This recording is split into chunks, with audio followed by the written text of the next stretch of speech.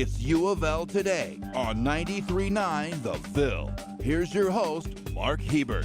And welcome to U of L Today with Mark Hebert on 93.9 The Ville. So glad you're joining us. But before we get to those guests, a couple of news tidbits for you. U.S. Secretary of State John Kerry recently praised U of L as one of the top producers of Fulbright scholars in the United States. U of L has 14 recent graduates who won Fulbrights and will study or teach abroad in the coming year.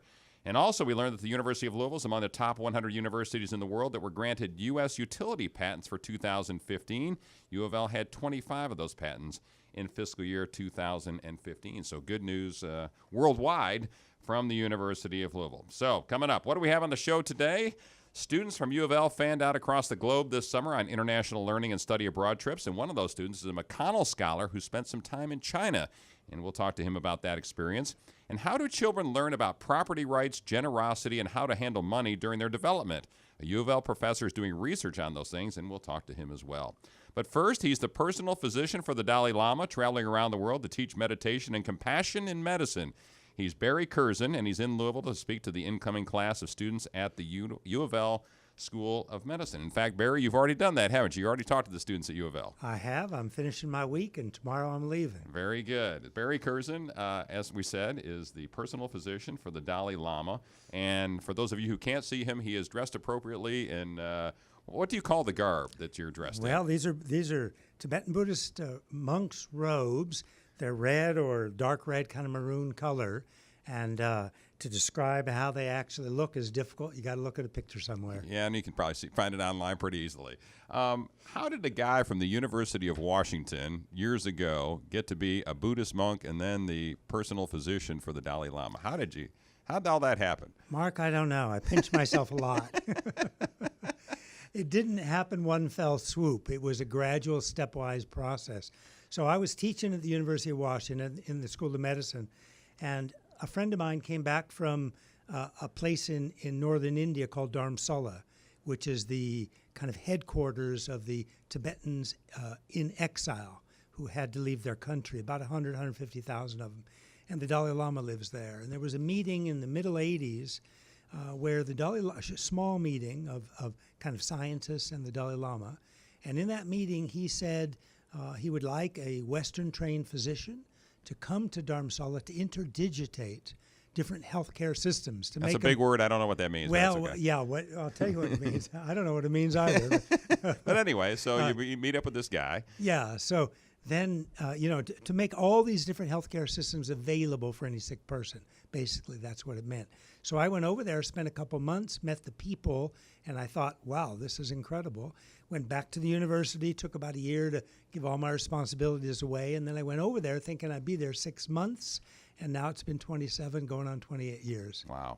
And you became a monk, and also you are still a physician, so you're still keeping up on your all the training classes and all the things you have to do to remain a physician, correct? Yes, that's correct. I'm still accredited. I have my license based in California, and I practice charitable medicine. In the last number of years, it's been part-time, very part-time, because my major activity is teaching globally, as you mentioned, but all my medical work is done charitable, has been for 27 years. When people who are poor need medicines, sometimes I help them purchase the medicines for them. Very good. So you're doing some good work other than working for the Dalai Lama. I guess what most people I think are going to ask is if you're the personal physician for the Dalai Lama, here's a guy that travels all around the world. Are you by his side? Obviously you're not today, but are you by his side at every beck and call if he comes down with a cough tomorrow? Are you going to have to fly to Antarctica or someplace to check him out? Yes. Seriously? Seriously. Is that how that works? Yeah, that's how it works. We have a couple of us, a very small team, just a couple of us. Okay. We're always in touch. So if there is something that comes up urgently, I go immediately. Fortunately, he's been extremely healthy. We've had some minor health issues. All that stuff is planned. And then, of course, I travel with him. So that happens primarily in the States and in India, where we get healthcare checkups and stuff like that. Sometimes in Europe, right. Sometimes in Japan. And the current Dalai Lama, I think, is 80 or 81 years old, right?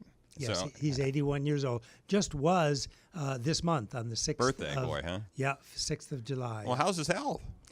His health is incredible. So he travels about half the time, And he goes with a team of about 8-10 people, some security, secretaries, translators, etc. And after a 3 or 4 week trip, they get back. His team, most of them are about half or maybe 2/3 his age, they're exhausted. So a few weeks later, he goes again. He has another team. The teams rotate, but he keeps going. The 80-year-old guy keeps on ticking, huh? We're talking with Dr. Barry Kurzen, who is the personal physician for the Dalai Lama, as you just heard, and he's in Louisville to speak to, and he has spoken to, the incoming class of medical school students at the University of Louisville. What'd you tell them? What'd you tell those kids? Yeah. Well, I'm calling them kids. They're students at the University of They Louisville. are kids. They're young. Yeah, They're younger than me and you, that's for sure. Yeah, exactly.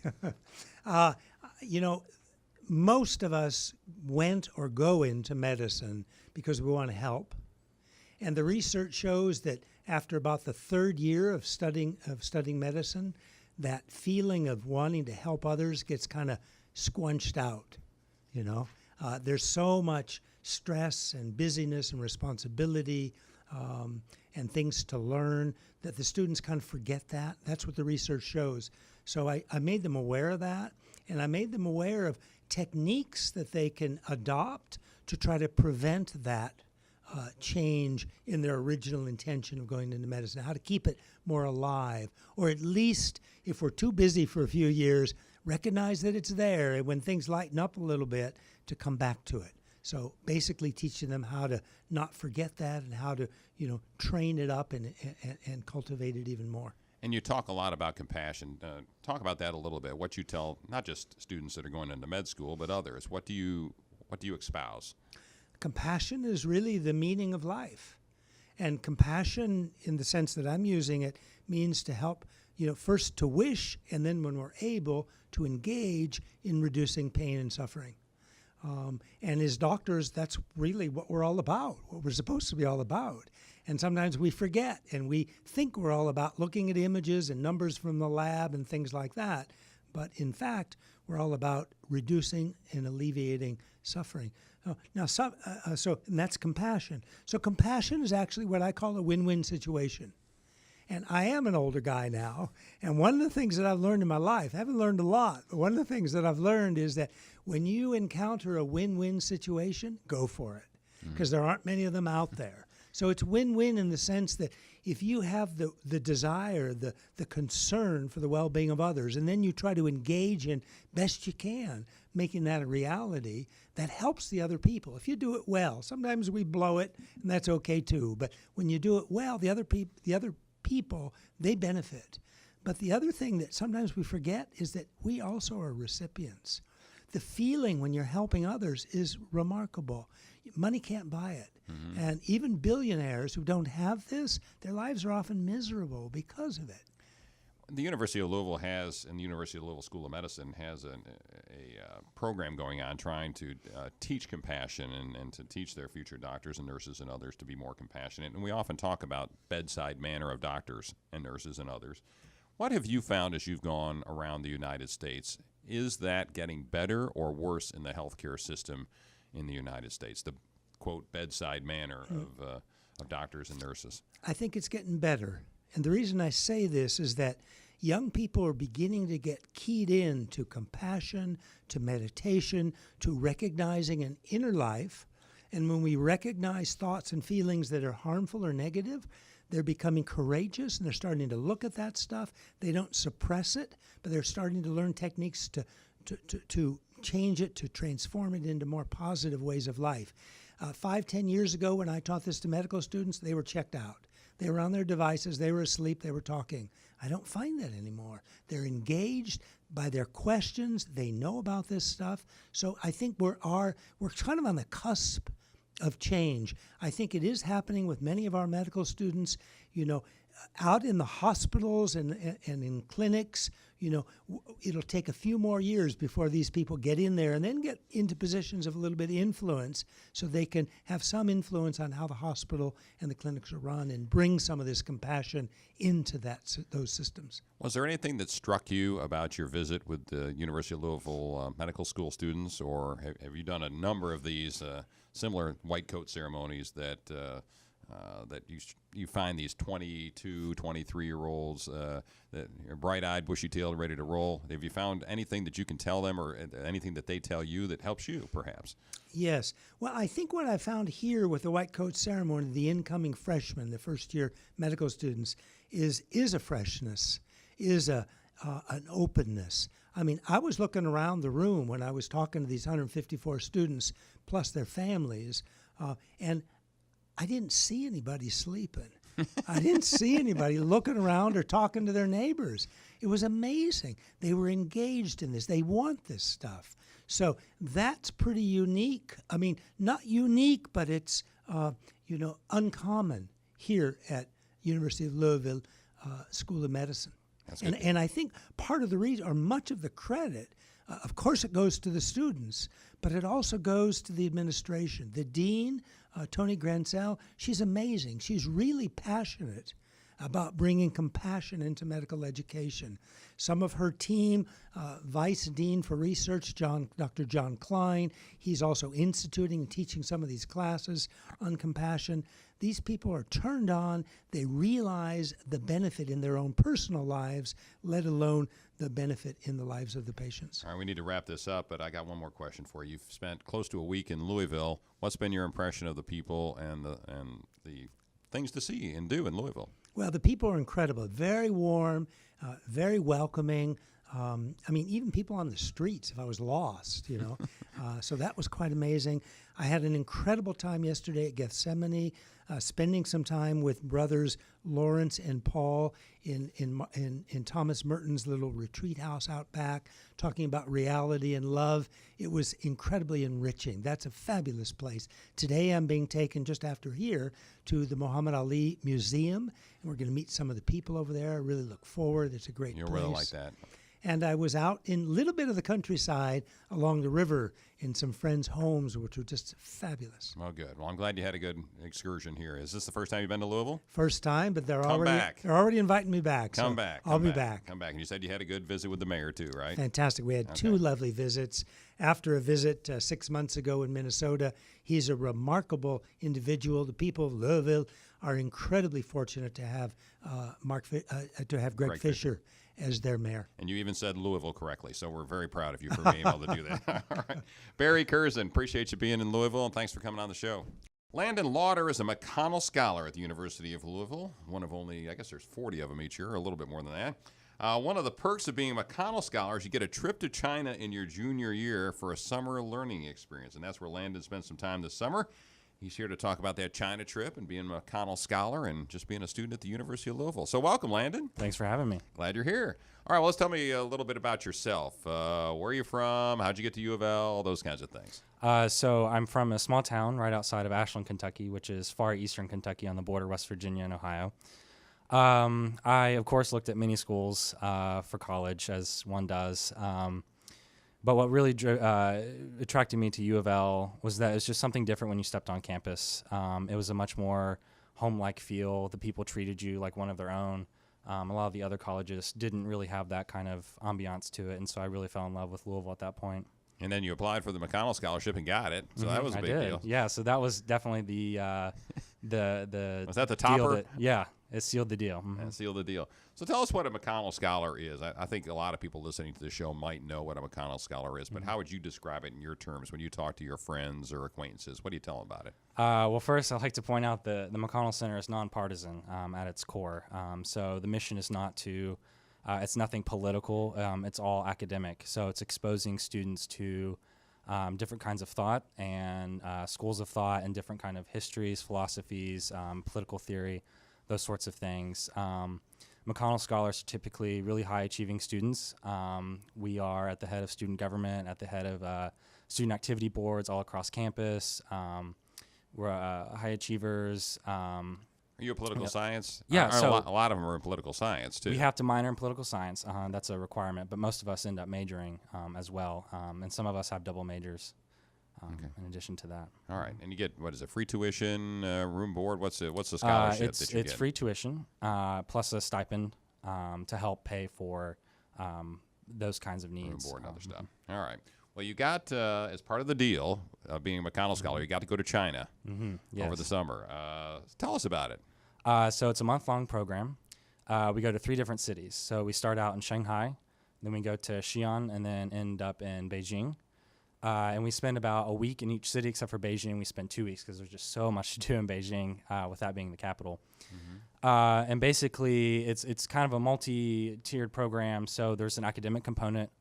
We visited a lot of the universities in those cities and took classes from both Chinese professors and Dr. Hua, who's a political science faculty here at the University of Louisville.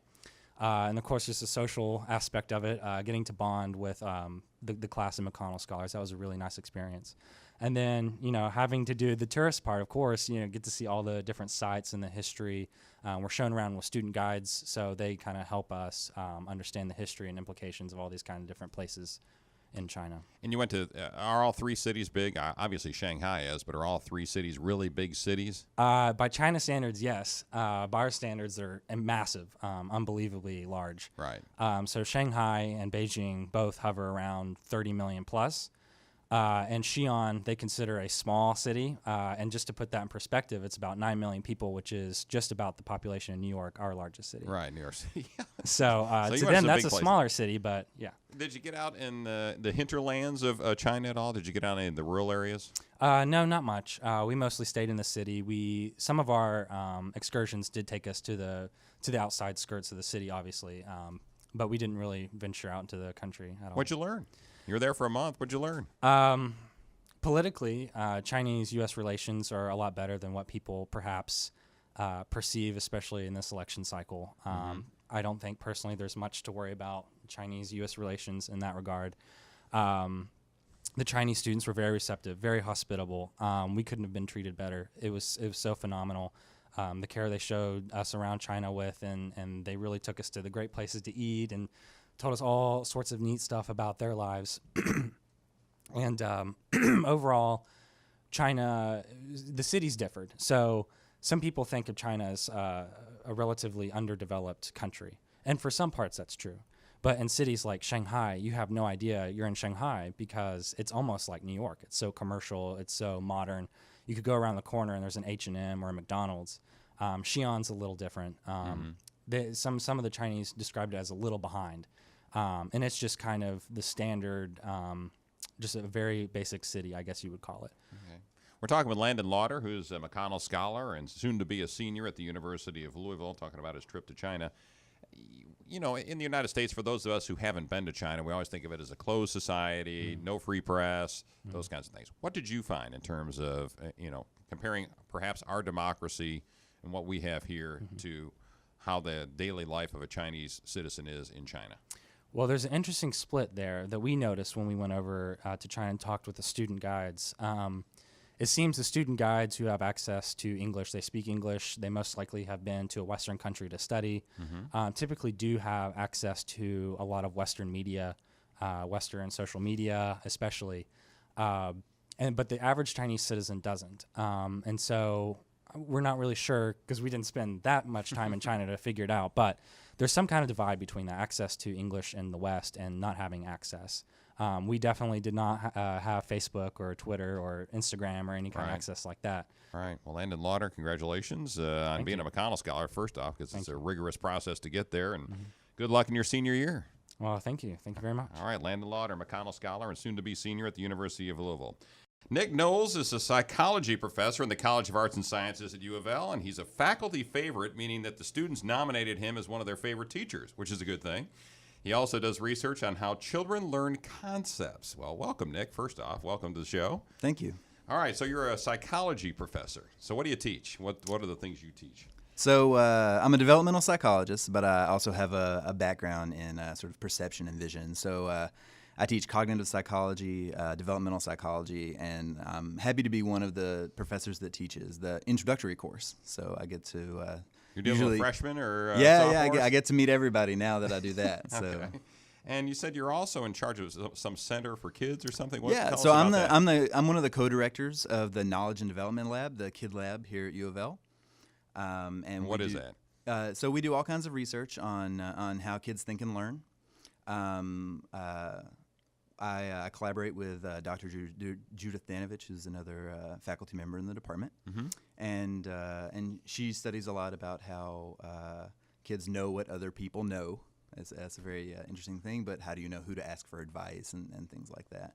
And I study a variety of things, but I spend most of my time studying concepts of ownership and property and how those emerge and develop over time in children. In children. So when you're talking ownership and property, like that toy is mine, is that ownership and property? What are you talking about here? So mine appears at about age 1.5, and less than 6 months later, kids are understanding something about property and who can own the property, so they can identify owners. Then they can link property with those owners and keep track of it. And in fact, they're really good at that task. That's right? Billy's ball. Exactly. So, kids say, this is mine, this is mine, this is mine. But if you really, have a nicely designed experiment, you can show they really know, they know what's theirs and they know what's not theirs, typically. So I study how those concepts build up and get more complicated and expand to other things. So are all kids about the same at 1.5 years old, that they start learning the same concepts at 1.5 years of that's mine, that's Billy's, that's Susie's? Are they all the same at 1.5? And then when do they start changing to have different concepts of who owns what? So actually, the sorts of concepts that I study with respect to property and ownership are pretty consistent.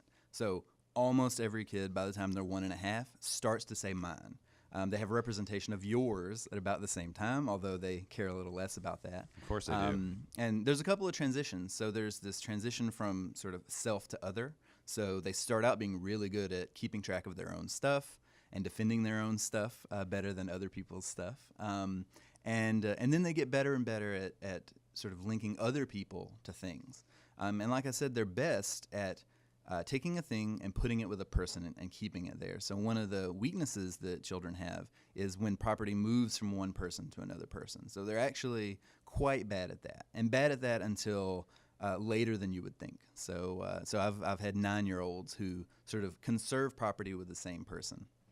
What do you mean by that? So for example, if I have something and I give it to you. Okay, it's a present. Yep. Or you, it's a baseball bat. And you present is a very special word. All right, well, let's back up then. Yeah, so you give me a baseball bat. Right, and or say, I sell it to you. I don't need this anymore. You can have it. Exactly. So I give it to you, I sell it to you, and you take children, mostly children under 9, although 9-year-olds do it a little as well, and you say, I have this, I'm going to give it to Mark, and you say, who owns it?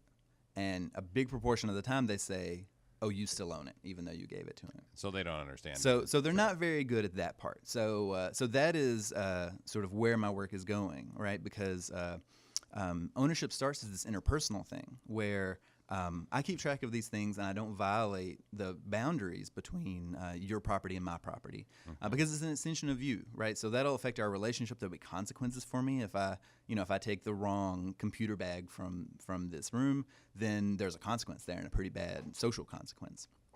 So a lot of early what you're doing is managing interpersonal relationships. And things like that. In fact, parents tell you share.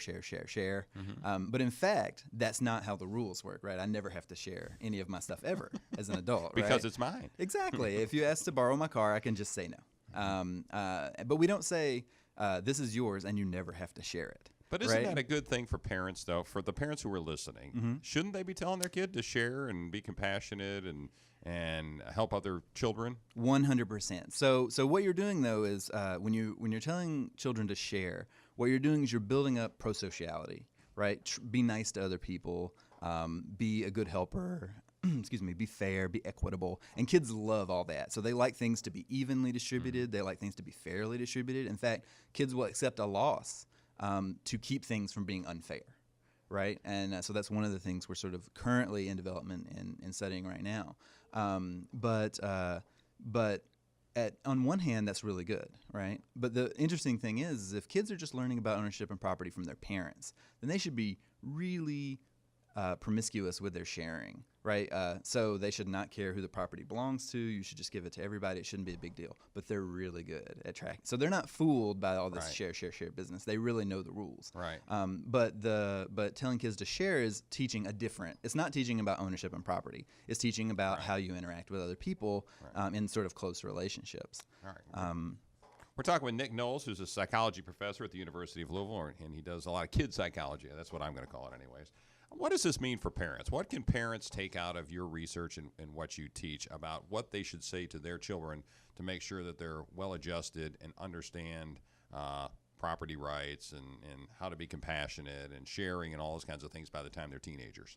So that's a great question. So one thing is that adults typically focus on the interpersonal, be nice to your friends sort of stuff. And that's totally fine because the conservation, this is mine and that's yours, kids get that with no help.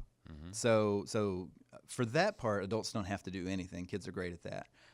Now, there is a really big gap, like I said, between moving property between individuals. And I think that's actually a huge challenge and actually one that adults don't address. So kids live in this sort of qualified environment. If you know any slightly bigger kids, you know that sometimes they take things to school and they will give it to someone else. And then a teacher can just undo that, or an adult can undo that, right? So they don't have the full, if I gave you something, it would stick. But if a child gave something to someone else, it doesn't stick. So they have this mixed input, and that's a challenge to overcome. The other thing is the tendency to have property stick with a person is actually a problem when you want to start participating in economic behavior, so like buying things, right? Right. So all the things you do to be a good friend and to share and things like that, you actually need to learn to suspend that to be a good sort of economic actor, right? A manager of money. Exactly. And To develop financial literacy, you have to push down these interpersonal things that are about helping relationships Isn't that build. a mixed message to kids? It is. 100% it is. And actually, so we're doing, Are we doing a disservice to our kids? Well, think by what telling you them to be will. nice? No, well, that's the question, right? So I think actually that's an empirical question. We don't know. Okay. I do know one thing. I do know that the Common Core is having economic education added as a piece that is actually sort of something you teach kids. And that's because financial literacy is really poor in kids most of the time. And I think that this link of being bad at sort of economic exchanges when you're little, so that's the place where you can work on something. You don't need to work on tracking who owns what or something like that, but you do need to work on moving things between people and learning, starting even earlier than we do, about economic interactions. And I actually have a nice developing collaboration with the Louisville branch of the St. Louis Fed, trying to look at some of the specific things you need to develop financial literacy, and then working with their economic education specialist to see if we can't make some materials to teach this in a classroom and actually get some sort of financial literacy and economic education bump as part of regular classroom education. All right. Well, let me ask the last question here. We got to wrap this up. So what would you say, or what would you perhaps tell the rest of the world are the things we're not doing well as parents to get the kid that is 17 or 18 years old, has great financial literacy, understands his pocketbook, understands economic issues, but is also very good at sharing, generosity, those kinds of things? How do you have that well-rounded kid at 18? I think it's really, I think people in general know the things they need to do to make a good citizen if they want to. But I think that there is a gap in education in those other things you're talking about. So I think that kids don't come out knowing about their pocketbook and balancing, how to vote, right? We have a real civic and financial gap in how to handle those things, how to go get a loan by yourself, right? So 20-somethings these days have a parent that helps them do that. So I think the real gap there is sort of the financial education gap, rather than the sort of pro-social, be a good person. I think we're doing a great job at be a good person. We're doing a poor job at be a good consumer and a responsible manager of your money. All right, very good. Nick Knowles, psychology professor at UofL. Thanks for tuning in, and go Cards.